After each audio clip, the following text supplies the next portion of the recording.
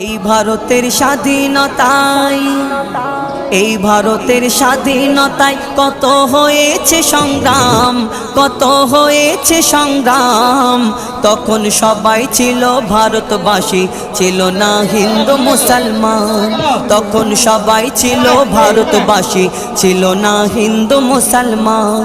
আজ ইতিহাস থেকে দিচ্ছে মুছে মুসলিম সংগ্রামীদের নাম, মুসলিম সংগ্রামীদের নাম।